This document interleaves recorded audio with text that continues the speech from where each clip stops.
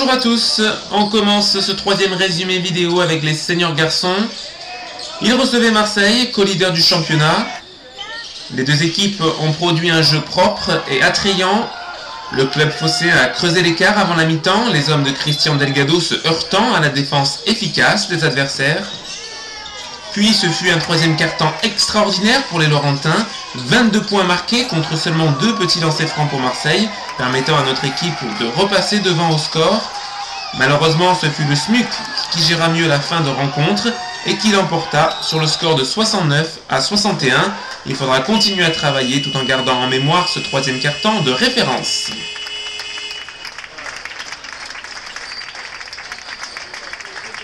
Les autres résultats, beaucoup de victoires à l'extérieur, dont celle de Menton à HTV et de Venelle à Avignon. Le derby azurien du week-end a été dominé par Cannes-sur-Mer, victoire 88-62 contre Nice.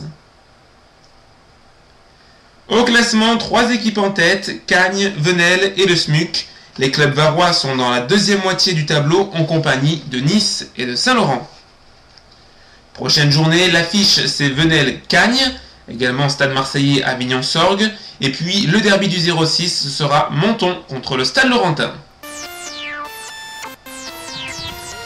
Les seniors filles effectuent leur plus court déplacement de l'année en principauté de Monaco. Dans une salle sonnant creux en ce dimanche pluvieux, les protégées de Christelle Jondon n'ont pas su profiter de l'absence d'une des joueuses les plus importantes de l'effectif monégasque. Bien que volontaires, elles ont cédé du terrain en seconde mi-temps et s'inclinent sur le score de 60-54. La semaine prochaine, elles pourront compter sur le soutien indéfectible de leurs supporters pour venir à bout d'une vieille connaissance de ce championnat, l'équipe de Saint-Jean-de-Musol. Pendant ce temps, Voiron et le Solaire continuent de dominer ce championnat avec de nouvelles victoires probantes. Notez le carton de l'AT Montpellier face à Olympique Savoie 103-27. Venelle s'est imposé à Saint-Jean-de-Musol 51-46. Au classement, 3 équipes restent invaincues. Annemasse est en embuscade. Saint-Laurent et Basket Savoie sont les 2 seules équipes toujours à la recherche d'un succès.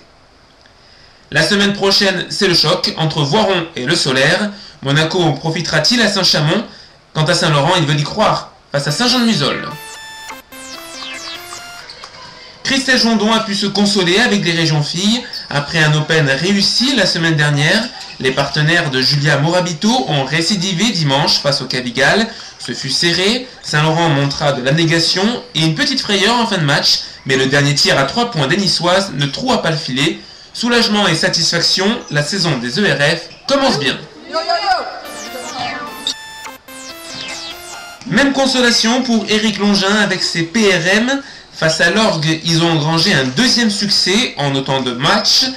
L'écart était toutefois plus marqué, 90-64. Le coach s'est dit satisfait du résultat et de la manière et encourage son équipe à continuer à travailler dans ce sens.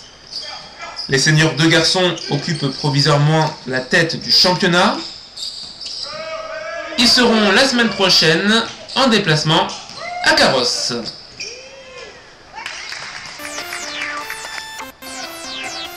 Promus en PESM, les seniors 3 jouaient ce dimanche matin en salle A contre Vence et de nombreux anciens joueurs du club.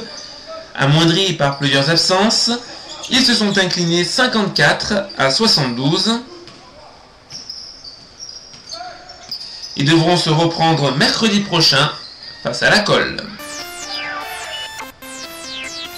Les U20 masculins d'Olivier Gimeno disputaient leur premier match de la saison face à Sanary. Si la première mi-temps laissait entrevoir des débats équilibrés, trop d'errements défensifs après la pause ont permis aux Varois de prendre le large. Dimanche prochain, les coéquipiers de Maxime Rexec recevront le Canet.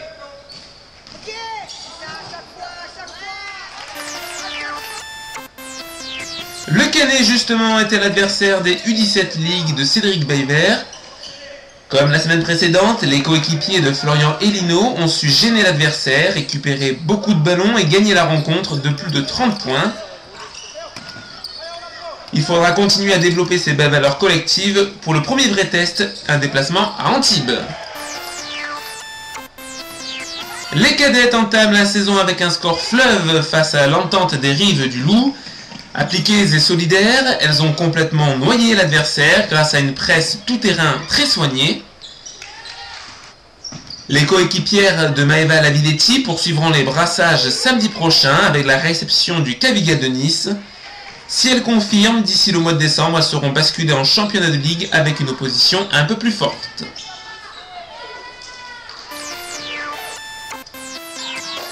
Enfin, pour terminer, les Minimes Ligues de Daniel Ménardi ont perdu contre l'entente Mandelieu-Le Canet 46-57. Si l'on a pu entrevoir quelques bonnes combinaisons, il reste encore beaucoup de travail et une grande marge de progression. Prochain test samedi face aux Barroises de La Valette. Encore des résultats, large domination des KD2 au Nice GSEM 123-33.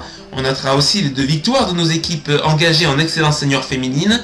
Les filles de Julien Noël Hibert ont gagné à Saint-Janet et celles de Daniel Ménardi ont créé la sensation vendredi dans une ambiance terrible en Salache. Encore des brassages en U13 pour un bilan globalement positif. Les engagements dans les divers championnats seront bientôt connus.